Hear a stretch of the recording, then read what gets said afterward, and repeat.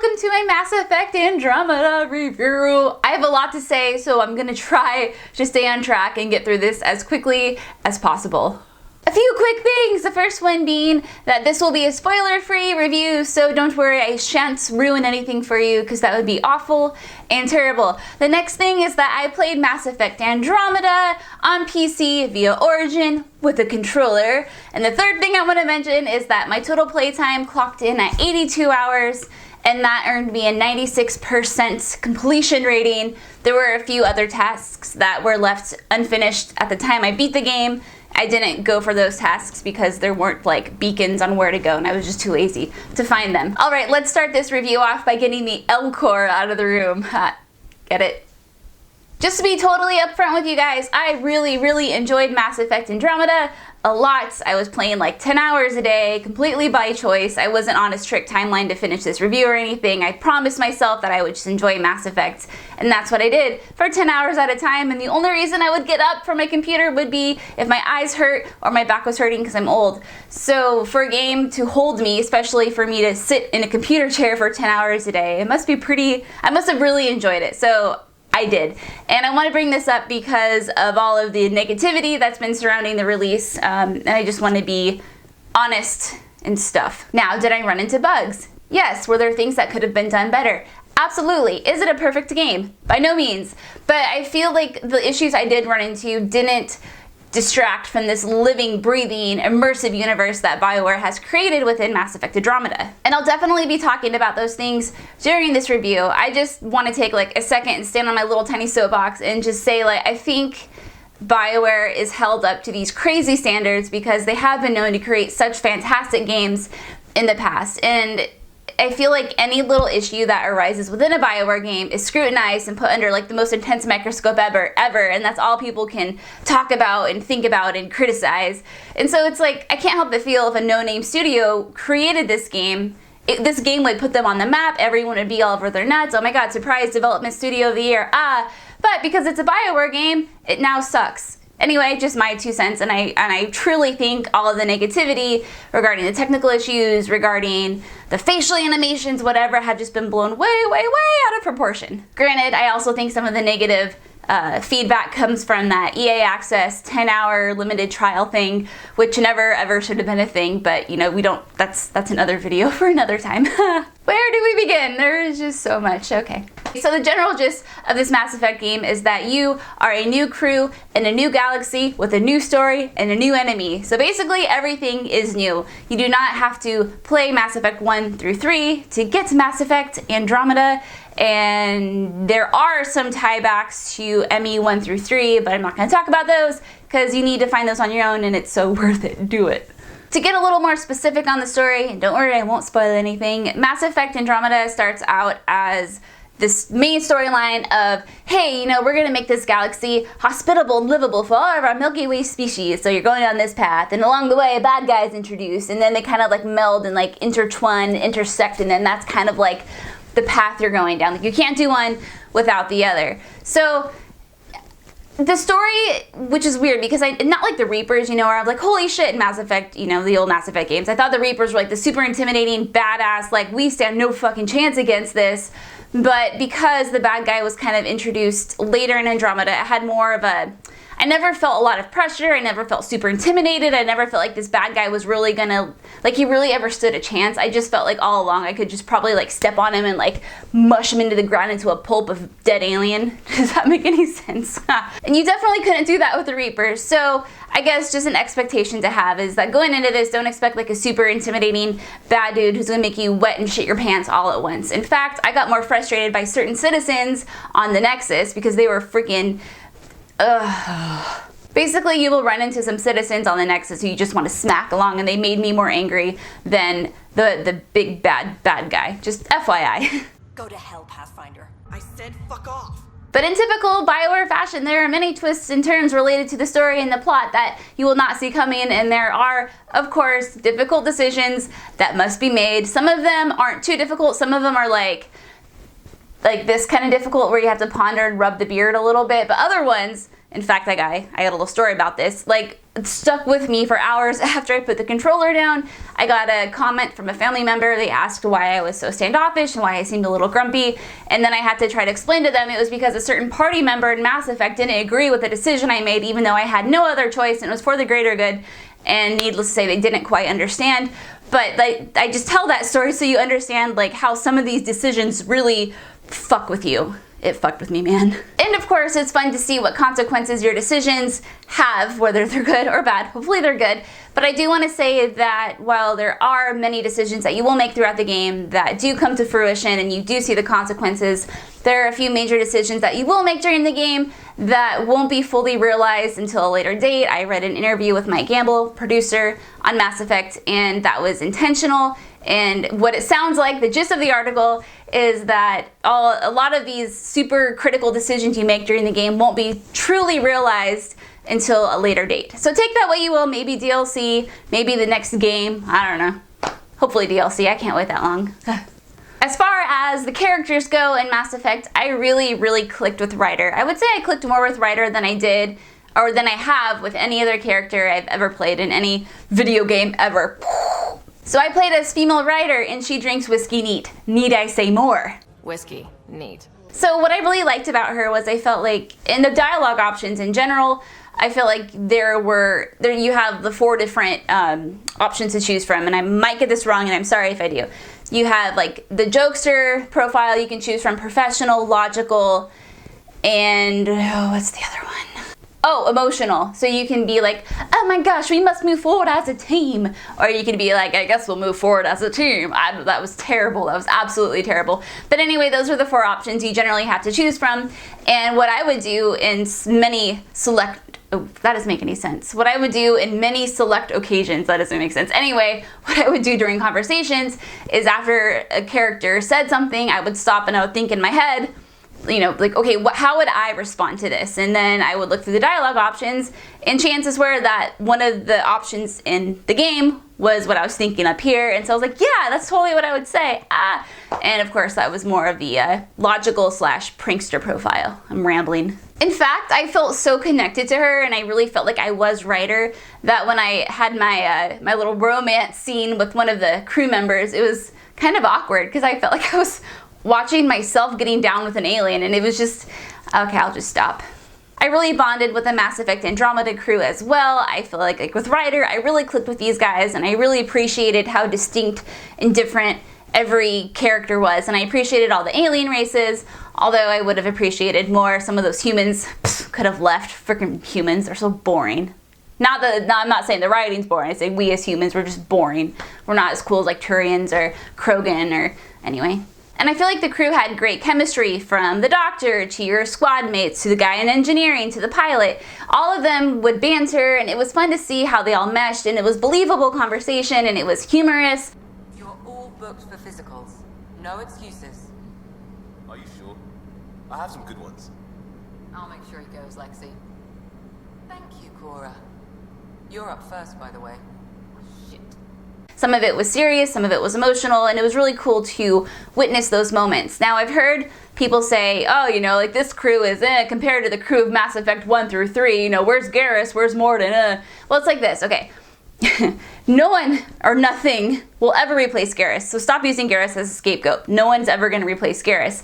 But the thing is that we had 3 games with a Mass Effect 1 through 3 crew. I mean, almost 3 games with everyone. Some of them croaked. Anyway, and so I feel like, of course, we're not going to have that same bond because we haven't gone through 3 games with these guys. And those 3 games you went through in Mass Effect 1 through 3, a lot of shit went down. There's a lot of growth, and they had a lot of extra time to do all of that. So just keep that in mind when you are listening to people critiquing the Andromeda crew, and they're like, oh, you know, we didn't mesh with them, and I didn't connect with them as much as I did with the other guys. Well, no shit, Sherlock, you're not gonna. You only had like 50 to 80 hours with these guys, and then look, okay, I think I've made my point. One last note on the crew, and this is kind of an embarrassing thing to admit, but I've admitted far worse. I found myself like unintentionally LARPing while I was playing this game, and it was because I had become so accustomed to the characters and their personality quirks and their weaknesses and how they operate. So whenever, for example, PB would say something stupid or get us in a difficult position, I would verbally, like out loud by myself in my office with my headset on and my nasty ass sweatpants, my nasty greasy hair, I'd be like, just to tell you how much I hermited for this game, I would be like, God damn it, PB, why did you do this? Or what are you doing? But not because, again, I was mad at the character writing, but because she was written so well that I felt like, again, I was writer. And then whenever Liam would have like an outlandish idea, I would yell and bitch at him, like, but truly mean it, but in an endearing way. Does that make sense? Anyway, unintentional LARPing, and I don't know if I've ever done that in a game before where I was like having fake conversations with crew members, but not on purpose. Like yeah, it was weird, but it was cool. Okay, so you have a rad story, rad characters. What about the setting? That was a bad transition. So the setting for Mass Effect Andromeda is clearly the Andromeda Galaxy, and your whole point of being there is to make, okay, spoiler free, you want to make planets viable enough to the point where people can settle on them and build colonies. Now you do this by defeating certain enemies on the planets, completing certain side quests, activating these things called vaults. And once you do enough of those sorts of things, you will slowly increase the viability percentage. And once you get it, mostly, not all the time, but mostly to 40%, you have the option to colonize the planet. Now, if you're a go-getter, you can increase it all the way to 100%, which I would totally and absolutely recommend for reasons. So you will want to do this on 5 different planets, and how it works is that you are dropped into the middle of a planet, and it is a huge sandbox, and then it is up to you to accomplish as much as you want on that planet. You can 100% it, you can discover all the fog of war, you can do all the quests, whatever the hell you want to do, it's at your disposal. What really is helpful, and I'll just throw this out there as a little tip, is you land, you explore, you do as much as you can, but most importantly, you unlock forward stations, because that is your means of fast travel. And trust me, later on, when you have to revisit these planets, you will absolutely want fast travel. Just as a reference point, I spent about 6 to 8 hours exploring one planet on my initial landing. I left the Tempest, I landed in the Nomad, I landed on a planet, and I drove around for about 6 to 8 hours, my time, doing side quests and all that kind of stuff. And I loved every minute of it. I never felt bored, I never felt overwhelmed, I never felt like, oh, I have to do this. It was more of a thing that I wanted to do because that's just what I want to do, because I always strive to get the best ending in all Mass Effect games, so I will do anything and everything I can to make sure that happens. And it felt rewarding to me to do all of that and to see the 100% meter open up. So just prepare yourself. It is a lot, but I thought it was fun, and I definitely enjoyed my time doing it. I never felt like it was a chore. It's true, friends, there's a metric fuck ton of stuff to do in Mass Effect Andromeda. You will have side quests coming out of every hole in your body, and you will enjoy it. At least I did. Okay, this is getting weird. Point being is that there, again, a lot of stuff to do. And for some people that can be overwhelming, overbearing. It can make people lose interest because they feel like they'll never be able to claw their way out. But for me personally, I didn't feel any of those things. I looked forward to doing all of the side quests. And that reason is because I feel like every quest somehow was affiliated with the main story. Like they're both interwoven closely. What? Does that even make sense? I don't know. Basically, I felt like everything I was doing had a purpose. Whether it was chasing down a disease-ridden human throughout the galaxy or deciding the fate of a suspected murderer. And I felt like everything I was doing, could impact my game and my ending and my future in the Mass Effect Andromeda game. So I was really cautious, and I took what I did very seriously. And for me, that really makes me feel immersed and attached, and it never felt like fetch questy. It never felt like it was just thrown in there to tack on extra hours or anything like that. So that's just my personal take. Take that for what you will. Let's talk about combat. Is that like a 3 out of 10 on the transition scale? Yeah. These are guns, by the way. I really enjoyed the combat. I found it to be really fun, especially with the addition of the jetpacks, so you could like jump up and jump aside and like hover, and you just kind of felt like a badass. It was a good thing. The auto cover system, how it works is that you have your gun drawn and then you like run to somewhere where Ryder can take cover, and in theory, he or she should automatically crouch. I would say most of the time this worked. Sometimes it was a little wonky. However, I cannot blame any of my deaths during the game on the auto cover system. It was always my fault when I died. So just, that's a thing. Not really like a huge thing, but that's a thing. So I suck at shooters. I'm just throwing that out there, and this is not a hidden fact. This is not something I try to deny. I suck at them. I shoot everything but the enemy. So it made it a little difficult for me when the enemy AI would try to flank me any chance they got. I mean, that's great AI, but it sucked for me because I was like, I don't know, like I'm only good at like the head popping out and popping back behind cover, because then I can like anticipate their move, and they do that sometimes, but more often than not, I found those little bastards trying to flank me, which, thank you to my partner AI, because more often than not, they saved my ass. I mean, sure, they had their moments where I would be like being pelted by bullets and they were just kind of standing around like, what's going on, guys? But more often than not, in my experience, they covered my ass. I would throw a grenade, my grenade would miss, theirs would hit. There would be someone behind me, and then they would like shoot them and kill them for me, right, as I was about to die. I think I've had a really good experience with the AI. I know other people haven't, but I had a good time with it. I appreciated them because I think they were better than I was. At any given time, you can have 3 abilities at your disposal that you can use, and you unlock these abilities from the level up system. So leveling up is pretty straightforward. You get experience, you put it into abilities, and you get more powerful, and it's awesome and it's rad. You can do that for your partners as well.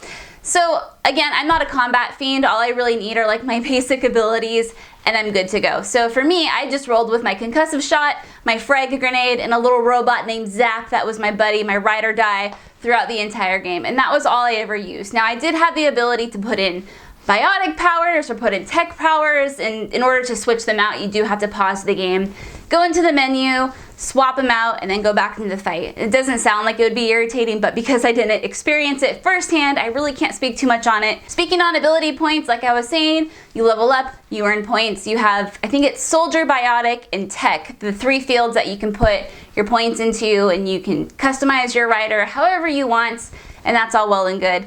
The one critique I would have for the leveling system, however, would be in relation to my partners, my squad mates, because I had them fully maxed out by the end of the game, but they had been maxed out for a while, and I had like 15 or 20 extra points that had nowhere to go. So, you know, it would have been nice to maybe have different options, so I wouldn't have been just accumulating points for no reason, but other than that, it worked fine. Something worth mentioning, because it does relate to combat, is that you could not modify your loadout on the fly, meaning that if you wanted to swap out your armor or your weapons while you're on a planet exploring, you can't really do that without going to a forward station. And again, those are the things that also unlock fast travel. So you can go to a forward station and then you can swap out party members and anything you want. But when you are in the field and let's say you come across a container that has a really cool sniper rifle in it, you can equip it right then and there. But if you push the wrong button and you're like, no, I don't want to equip this right now, boom, you have to go find a loadout station to change your weapon and armor. It's kind of a pain in the ass, but again, not really a huge deal to me, but some of you that might be an irritant. All right, guys, we're on the last major element, I promise. Are you still around? Thank you so much. Last group of things I want to talk about is crafting, researching, developing, mining, and the resources. So if you are not content with finding your weapons out in the field, you can create your own. Fail, I meant to go like this, but that was, my fingers got jammed.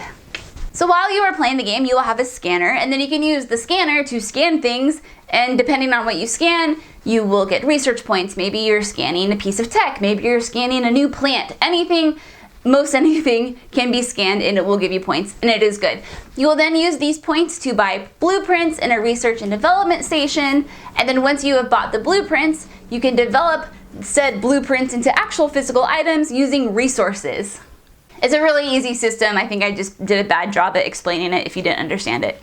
You get resources many different ways. You can get them by mining on the Nomad, on the planets. You can get them by scanning planets, which we'll talk about in a minute. You can also get them through other certain means that I don't really want to talk about because I don't want, it could be considered a spoiler, but there are many different ways to get resources. You can also purchase them from vendors and all that good stuff. It's a fine system. I mean, it works well. It does what it needs to do. And I used it several times to create badass armor for my rider because I put her in some armor that was not flattering and it was getting to be a real pain to look at, and then I decided that I needed to like explore this research and development stuff, and I'm glad I did, and it's fun and I think you'll enjoy it. Okay, so now that you have a gist of the main aspects of Mass Effect that were important to me and I feel like I've given you my general thoughts on those things. I feel like we can get into the nitty-gritty. So like I said at the beginning, I played Mass Effect for 10 hours a day for a little bit over a week. And that was my life for a week, and it was glorious, and I loved it. I loved exploring the planets. I loved building relationships, meeting new people, uncovering the story and the lore. I just had a fantastic time, and it was kind of like a little blip on Britt's life of awesomeness, because for a week straight, I just played video games like all day, and it was fucking great, and I loved it. I never got bored, I never got burned out, I never felt any of those things, because I just had so much fun doing all of the things. So in the end, you know, if you are a fan of Mass Effect, and if you love what Mass Effect has done in the past, and you love the feeling it gives you, and you love the whole sensation of uncovering a story and building character relationships and getting to romance someone and explore new crazy planets and all that kind of stuff, then I truly can't think of a reason why you shouldn't play Mass Effect Andromeda. I truly believe that all the negativity has been blown way out of proportion. And if you don't like the game, that's fine, but I would strongly suggest that you formulate your own opinion on this, because I mean, you know, I know, like for me, I got a review copy, so I know I'm not out any money had I not liked it. But I truly believe that this game is so much fun that it is worth your $60. And I wouldn't say that lightly, because I know that's a lot of money. So that was a really important point for me to make, because like I said earlier, this game is not perfect. It has issues, but despite all of the issues, I would still 100% over and over and over again recommend it to fans of Mass Effect. Okay, so with all of that said, now that I think you understand my perspective on this, you know, I can't make this review and not dive into some of the issues I had with it. And the number one issue I had with Mass Effect Andromeda is the goddamn planet scanning. Oh my god. Me friends, it is not the technical issues, it is not the facial animations, it's not the bugs, it is the planet scanning, which in retrospect is such a tiny little thing, but it still made me frustrated. And so I'm going to talk about it, even though it gets like a stupid thing, but it still should have been done better in my opinion. Anyway, so there are systems scattered throughout Mass Effect that are just there for you to basically explore. You can mine them for resources, you can mine them for XP, sometimes you'll get some fiction, sometimes you'll get some other little goodies, but they're essentially there just to loot. And that's all well and good and all. However, it's the way you go about scanning the planets that drives me effing crazy. So it's a first-person perspective, which is all well and good and all, but how it works is you have the overview of the system, then you select the planet you want to go to, and then it's first-person view, and it's like, okay, we're going to go there, and it zooms in, then it zooms out, and then you can scan the planet, and then it goes back to the overview, and then you're like, okay, I want to go to that planet, and it's like, okay, and then it zooms back into first person, and it zooms across. Doesn't seem like a big deal, but at one point, it was 23 seconds between each planet, and now if you have like 15 different systems with 5 planets each, it's a very monotonous, silly thing that just shouldn't have been a thing. Wow, that felt really good to vent about. I don't know why that bugs me so much, but it did.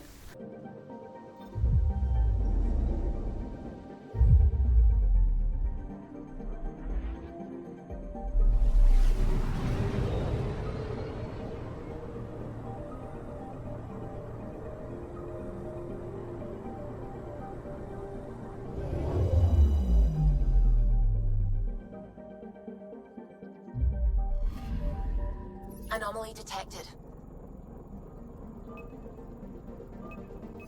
Probes launched. Tracking a huge mineral deposit.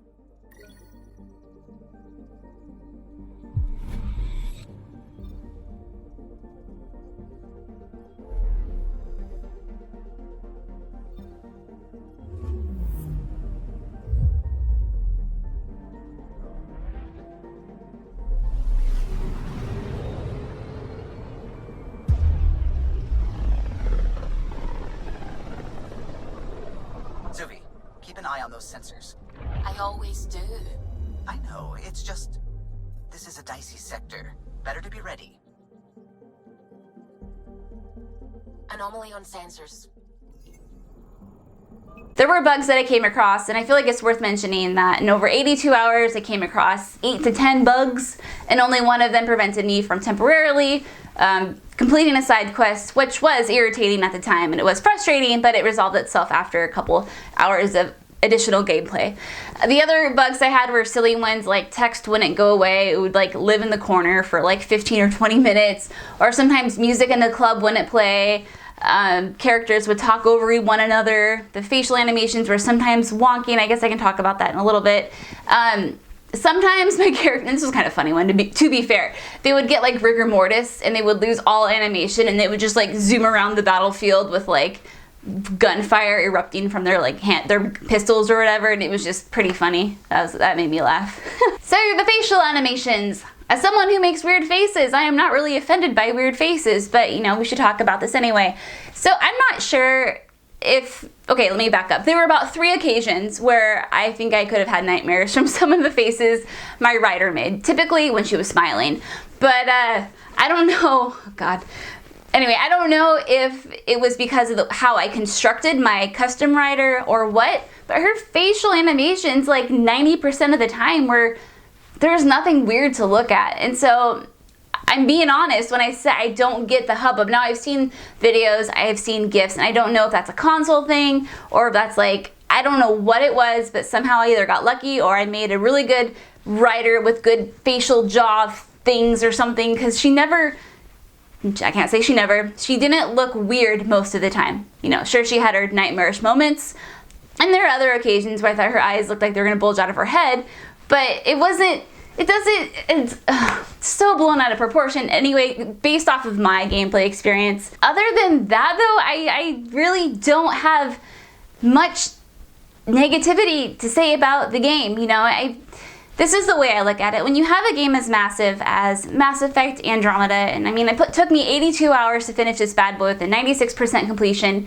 you can't expect a flawless experience. And so I feel like nitpicking at little things is just unfair. Now, could the game have been pushed back and polished more? Absolutely, but it wasn't. And so this is the game that we have, and I feel like it more than warrants a $60 price tag, considering all the experiences and the story and these relationships that you develop and the emotional roller coaster and how attached you get and how invested you get. To me, that is so worth it. And so I guess I just look at it from a more logical standpoint that, you know, yeah, it could have been polished, but almost any other video game ever made could never be released because they're always putting more and more polish into it. Does that make sense? That's just the way my mind works, I suppose. So, yeah. So friends, if you can't tell, I would highly recommend you play Mass Effect Andromeda, especially if you're a fan of Mass Effect. I can't see any reason why you shouldn't at least give this game a chance and formulate your own opinion. I know that sounds weird coming from someone who's standing here and telling you that it's so good and that you should totally play it, but, you know, I really think it's a great game, and I don't, for once, I don't understand where a lot of my colleagues are coming from when they're saying it's a trash game and it's so bad and it's so boring, they can't connect with anyone. I believe them, but I just don't understand it. And so I think it's just one of those games that you just have to play for yourself. Alright you guys, thank you so much for watching. This is a really long video, but if you stuck around, I really appreciate it, and let me know if you have any questions and I will try to answer them. Bye!